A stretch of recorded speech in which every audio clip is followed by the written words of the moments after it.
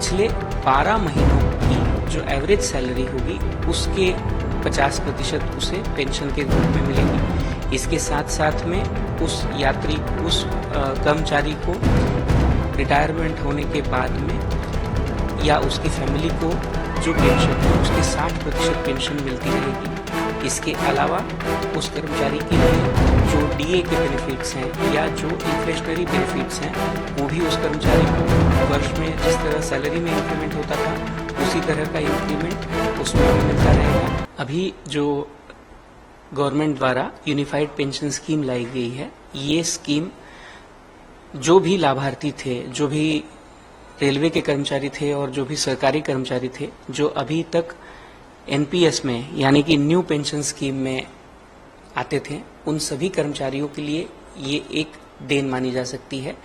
इसमें कर्मचारियों की जो कई सालों की डिमांड थी कि इसमें ओल्ड पेंशन स्कीम के जैसे बेनिफिट्स उनको मिलने चाहिए, इसमें ये प्रयास किया गया है कि जो ओल्ड पेंशन स्कीम की काफ़ी सारे साधारणताएं या सिमिलरिटीज इसमें हैं, जैसे कि अब एम्प्लॉय को एक एश्योर्ड पेमेंट मिलेगा या एक एश्योर्ड पेंशन मिलेगा जो कि उसकी लास्ट ड्रॉन सैलरी के 50% ओल्ड पेंशन स्कीम में था। अब उसकी जगह पे पिछले 12 महीनों की जो एवरेज सैलरी होगी उसके 50% उसे पेंशन के रूप में मिलेगी। इसके साथ साथ में उस यात्री उस कर्मचारी को रिटायरमेंट होने के बाद में या उसकी फैमिली को जो पेंशन है उसके 60% पेंशन मिलती रहेगी। इसके अलावा उस कर्मचारी के लिए जो डीए के बेनिफिट्स हैं या जो इन्फ्लेशनरी बेनिफिट्स हैं वो भी उस कर्मचारी को वर्ष में जिस तरह सैलरी में इंक्रीमेंट होता था उसी तरह का इंक्रीमेंट उसमें भी मिलता रहेगा। और इसमें जो कंट्रीब्यूशन पहले गवर्नमेंट के द्वारा या एम्प्लॉयर के द्वारा 14% का किया जाता था, वो कंट्रीब्यूशन भी बढ़ा के अभी 18.5% का किया गया है, जिससे कि एक बड़ा कॉर्पस एम्प्लॉय के लिए मिलेगा। और इसके अलावा जो कम से कम न्यूनतम राशि हम लोग बोलते थे वो अभी 10,000 प्लस डीए ये की गई है उन सारे एम्प्लॉयज के लिए जो कम से कम अपना 10 साल का जो पीरियड है वो पूरा करेंगे। तो इसके चलते जो सारे कर्मचारियों की ये मांग थी कई सालों से कि हमें ओल्ड पेंशन स्कीम मिलनी चाहिए, उसको काफी हद तक पूरा कर दिया गया है। अभी शनिवार को केंद्र सरकार के कर्मचारियों के लिए एक नई पेंशन योजना का अनुमोदन दिया है जिसका नाम है यूनिफाइड पेंशन स्कीम।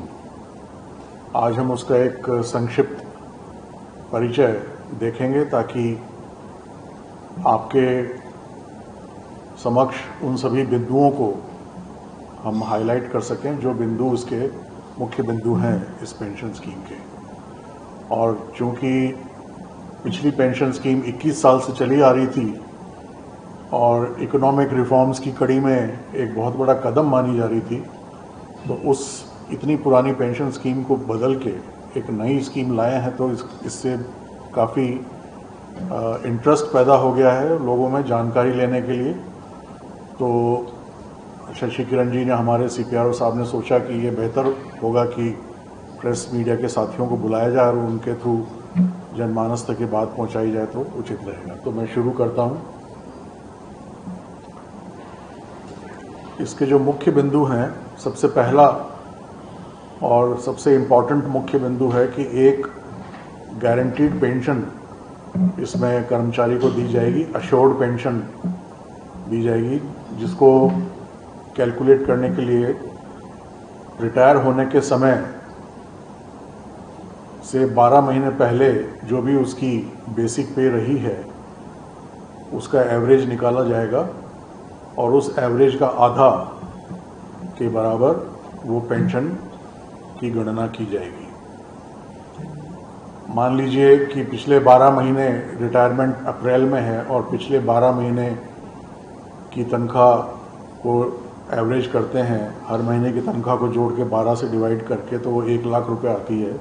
तो इस योजना के तहत उस कर्मचारी को 50,000 रुपये मासिक पेंशन गारंटीड है। दूसरा इसका बिंदु है कि ये जो पेंशन है यह 25 साल की सर्विस पूरी करने के बाद ही वो हकदार होगा। अगर वो 25 साल से कम सर्विस कर पाता है तो उसको प्रो राटा बेसिस पे उतनी पेंशन कम हो जाएगी, लेकिन में एक बहुत ज़्यादा कम नहीं हो जाए, इसलिए सरकार ने इस योजना में एक मिनिमम पेंशन भी स्पेसिफाई कर दी है, जो हम आगे उसको देखेंगे। जो लेंथ ऑफ सर्विस है जिस पे कि यह पेंशन के लिए कोई भी कर्मचारी एलिजिबल होगा वो कम से कम 10 साल है। तो 10 साल की अगर सेवा हो जाती है तो पेंशन, मिनिमम पेंशन का हकदार हो जाएगा। लेकिन अगर 25 साल की उसकी सेवा हो जाती है तो वो जो हमने प्रथम बिंदु में बताया है उसके अनुसार वो 50% अपने इमोल्यूमेंट्स का हर माह पेंशन लेने का हकदार होगा। ये एवरी मंथ मिलेगी, वन टाइम नहीं है ये, जब तक कि वो जीवित है। दूसरा इसका मुख्य बिंदु है इस योजना का अश्योर्ड फैमिली पेंशन। अगर कर्मचारी की मृत्यु हो जाती है, कर्मचारी रिटायर हो गया है, पेंशन वो ले रहा है हर माह, तो सरकार ने उसकी फैमिली को सपोर्ट देने के उद्देश्य से फैमिली पेंशन का जो प्रावधान था उसको जारी रखते हुए उसमें वृद्धि की है। पहले ये पेंशन का 30% मिला करता था, इसको इस बार 60% तक सरकार ने बढ़ाया है। तो मृत्यु के समय अगर कर्मचारी 50,000 रुपये पेंशन ले रहा था तो उसका 60% उसकी फैमिली को फैमिली पेंशन मिलेगी। तीसरा इसका मुख्य बिंदु, जैसे मैंने बताया, अश्योर्ड मिनिमम पेंशन है। अगर किसी कर्मचारी की गणना में इमोल्यूमेंट्स इस तरह से आते हैं कि वो एब्सेंट रहा है, उसके जो रेगुलर सर्विस है उसमें कुछ पुटबैक्स लगे हैं जो कि सर्विस कंडीशंस में लगते रहते हैं, और उसकी इमोल्यूमेंट्स इतने ज़्यादा नहीं बन पा रहे हैं पिछले 12 महीने के कि उसकी पेंशन सिग्निफिकेंट अमाउंट हो, सब्सटेंशियल अमाउंट हो, उसको ध्यान में रखते हुए 10,000 से कम पेंशन किसी को भी नहीं दी जाएगी। कम से कम पेंशन 10,000 है।